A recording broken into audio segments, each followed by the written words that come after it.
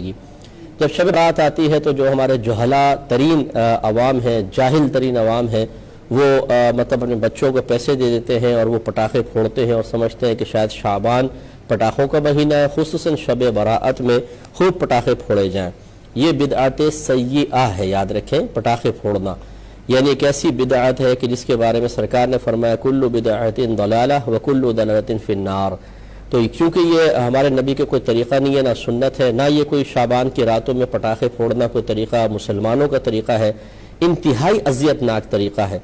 یعنی میں نے ایسی عورتیں دیکھی ہیں، بچوں کو پیسے دے کر کہیں گی یہاں نہ پھوڑنا، آگے جا کے پھوڑو، ہمارے سر میں لگتی ہے۔ اس کا مطلب یہ ہے کہ آپ اتنی نازک ہیں کہ آپ کے سر میں آپ کا بچہ پٹاخہ پھوڑے تو تکلیف ہوتی ہے، دوسروں کی تکلیف ہی نہیں ہے۔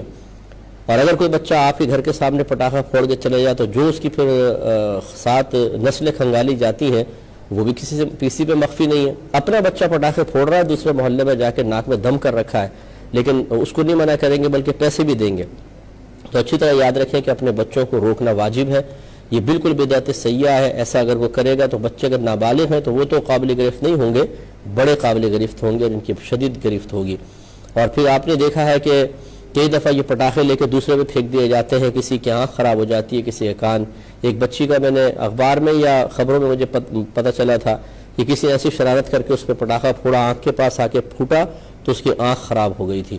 اب لڑکی کی جو بیچاری ابھی کنواری ہو، شادی شدہ بھی ہو تب بھی مسئلہ ہے، اور کنواری بچی کی آنکھ خراب ہو جائے تو اب وہ ساری چہرے کے اوپر ہے، اب چہرے سے انسان متوجہ ہوتا ہے، ساری زندگی کی کہ اذیت دی ہے۔ اتنا بڑا گناہ کبیرہ، اتنا بڑا گناہ کبیرہ ہے کہ یہ جب قبر میں جائیں گے تو ان کو پتہ چلے گا۔ اگر یہ توبہ بھی کر لے نا اللہ کی بارگاہ میں تو وہ اس وقت تک مقبول نہیں جب تک یہ بچی معاف نہ کر دے، ورنہ پھر ان کو دنیا کے اندر انجام پتہ چلے گا اور پھر آخرت موت سخت آئے گی اور قبر میں بہت سخت برا انجام ہے۔ پھر میدان معاشر میں جب اس کے سامنے کھڑے ہوں گے تو ان کی تمام مستیاں اور شرارتیں نکلیں گے اچھی طریقے سے، اور سخت سزا دے کر اللہ تبارک و تعالیٰ اگر ناراض ہوا تو وہیں پر ذلیل و رسوا کر کے پھر جہنم میں داخلہ عطا فرمائے گا۔